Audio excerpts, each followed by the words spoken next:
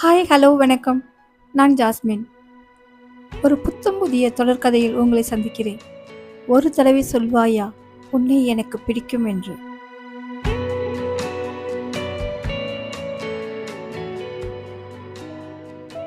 இதுவரை நடந்தது. அஸ்வினுக்கும் சுவாதிக்கும் திருமணம் நிச்சயிக்கப்படுகிறது. அப்பாவை கடன் சுமையிலிருந்து காப்பாற்ற அத்தை மகனையே மனம் முடிக்க சம்மதிக்கிறாள் சுவாதி. மகள் பலர் மத்தியில் தன்னை அவமானப்படுத்திவிட்டாள் என்று வேதனைப்படுகிறார் அப்பா ஆவுடையப்பன். தன்னை விரும்பாத மாமன் மகளை மணமுடிக்க தயங்குகிறான் சுரேஷ். திருமணத்திற்கு நிச்சயிக்கப்பட்ட பெண் தன்னிடம் பேச தயங்குகிறாள் என்று அவள் மீது சந்தேகம் கொள்கிறான் அஸ்வின். சுவாதி ஆஃப்லைன் சென்ற பிறகும் சுவாதியின் மெசேஜையே பார்த்து கொண்டிருந்தான் அஸ்வின். என்ன மாதிரி பெண் இவ? பத்திரிகை அடித்தாகிவிட்டது, பந்தக்கால் நட்டாவே பாதி கணவன் என்பார்கள். இவ என்னன்னா வீடியோ கால் என்றாலே ஆஃப்லைன் சென்று விட்டாள். சாட் செய்தாலும் பதில் கொடுக்க தயங்குகிறாள். சிந்தித்தான் அஸ்வின். இதில் ஏதோ தவறு இருக்கிறது என்று அவன் உள் மனம் எச்சரித்தது. அவசரப்படாத அஸ்வின், பெண்களின் மனநிலையை அவ்வளவு எளிதில் புரிந்து கொள்ள முடியாது. அவள் அங்கு என்ன சூழ்நிலையில் இருக்கிறாளோ அவள் அருகில் எவராவது இருந்திருக்கலாம். அதனால கூட வீடியோ கால் வர முடியாமல் இருக்கலாம். சரி, வீடியோ காலில் வர முடியல, ஓகே, நியாயமான காரணம் கூட. சாட்டிங் கூடவா செய்ய முடியாது? அவன் உள்மனம் இரண்டாக பிரிந்து எதிரெதிராக நின்று கேள்விகள் கேட்டுக்கொண்டது. ஏதோ அவனுக்கு தவறாக பட சம்திங் ராங் என்று சொல்லிக்கொண்டான். கூடிய விரைவில் அவளை சந்திப்பதாக சாட் செய்துவிட்டு உறங்கிவிட்டான். சுவாதியின் வீடு. வீடு முழுவதும் வித்தியாசமான அமைதி.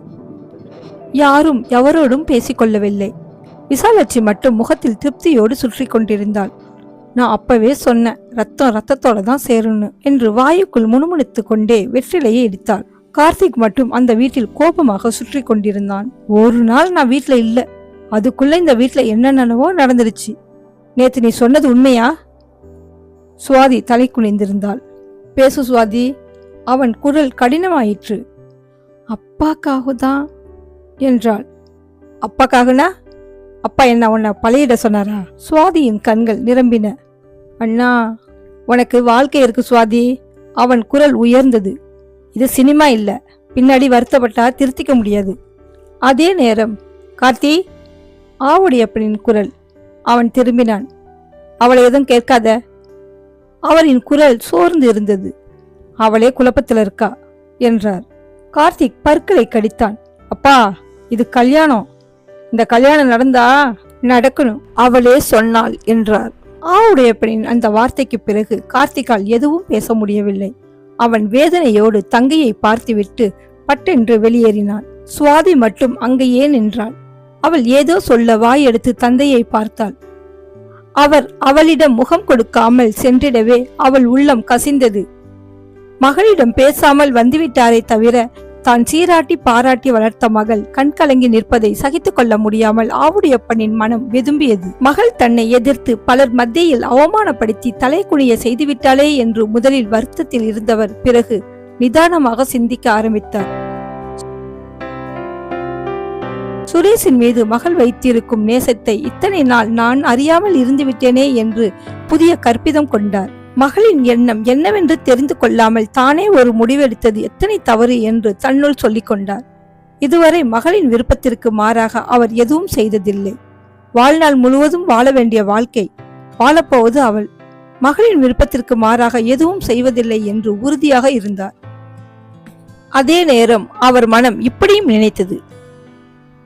பத்திரிகையை அடித்தாகிவிட்டது, மாப்பிள்ளை வீட்டாரிடம் என்ன சொல்லி இந்த கல்யாணத்தை நிறுத்துவது? சடகோபன் எத்தனை அந்தஸ்து மிக்க மனிதர். பத்திரிகையை பார்த்தே எத்தனை சந்தோஷப்பட்டார். இப்போது இந்த கல்யாணம் நடக்காது என்று சொன்னால் அவர் எப்படி எடுத்துக்கொள்வார்? அவர் முகத்தில் எப்படி நான் விழிப்பேன்? மனிதனுள் பெரிய பாரங்கள் இறங்கியது.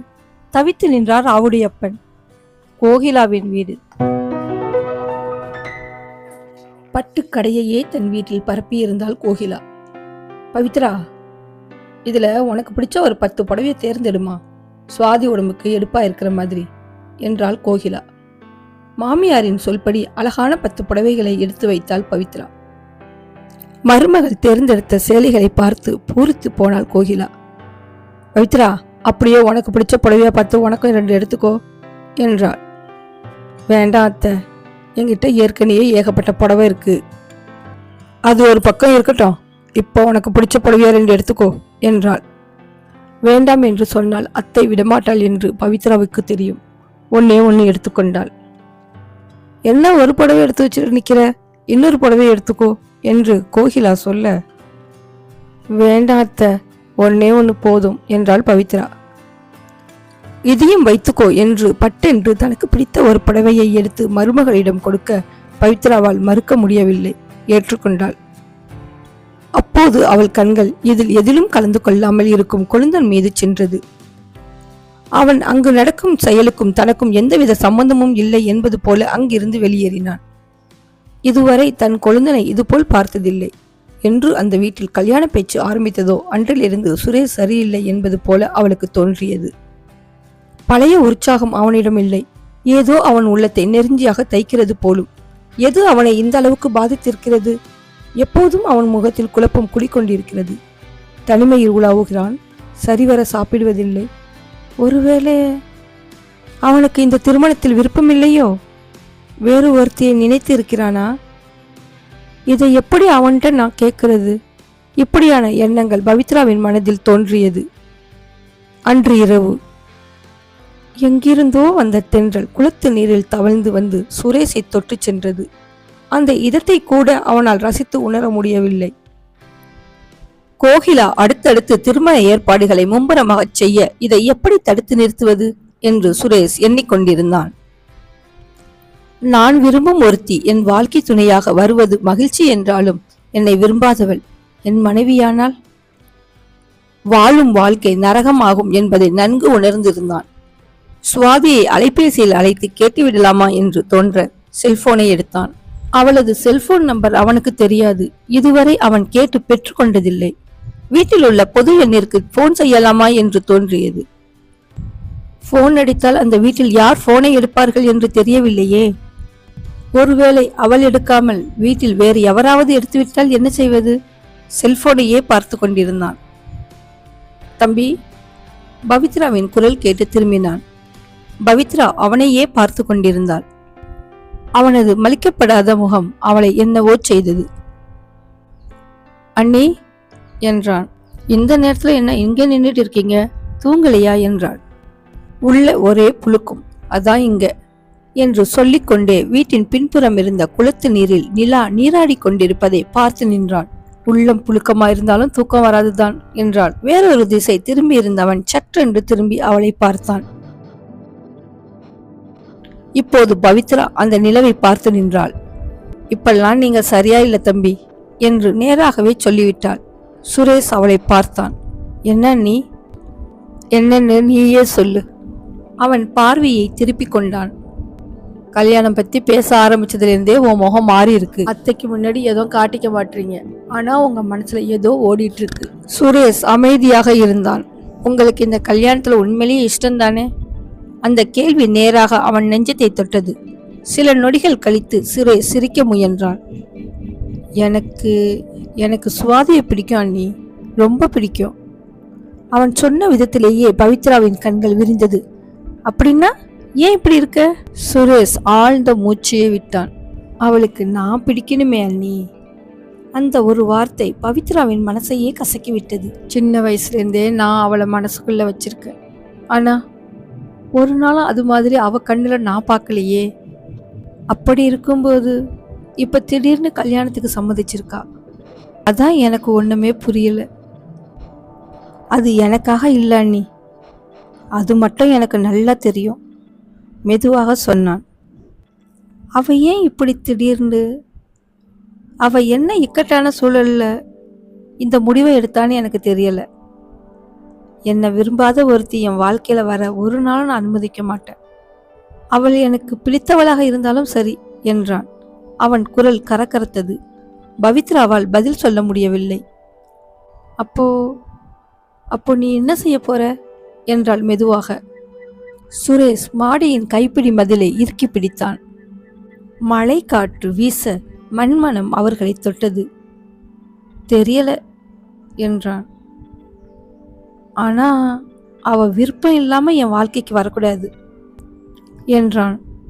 கல்யாணத்துக்கு முன்னாடியே ஒரு முறை சுவாதிகிட்ட பேசி பாரு என்றாள். தன் மனதில் உள்ளதை அண்ணியும் சொல்ல ஆச்சரியமாக பார்த்தான். அதற்கான வழிதான் தெரியல என்று மனதில் நினைத்தான்.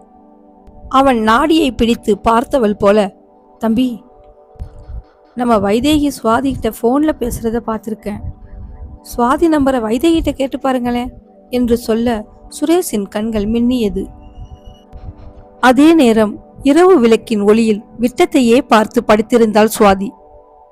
அப்போது அவளது செல்போன் ஒளிர்ந்து மறைந்தது. அப்போதுதான் தனக்கு ஒரு செல்போன் இருப்பதையே அவளின் நினைவுக்கு வந்தது.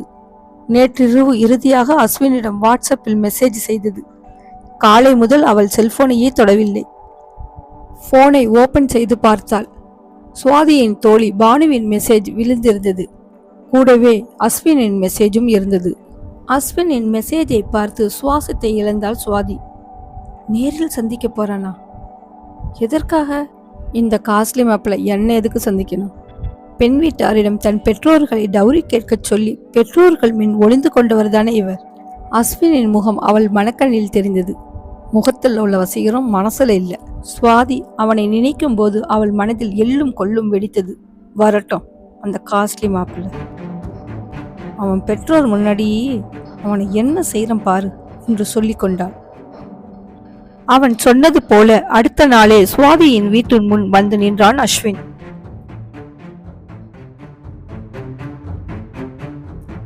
சுவாதி தன்னிடம் ஏன் அப்படி நடந்து கொள்கிறாள் என்பதை கேட்டு அறிந்து கொள்வானா அஸ்வின்? சுவாதி தனக்கு இருக்கும் நெருக்கடியை அவனிடம் சொல்வாளா? பத்திரிகையை அடித்தபடி இருவருக்கும் திருமணம் நடைபெறுமா? தான் எடுத்த முடிவில் இருந்து பின்வாங்காது சுரேஷையே மனமுடிப்பாளா? அடுத்தடுத்த எபிசோட்ல பார்ப்போம். அதுவரை ஸ்டே டியூன்.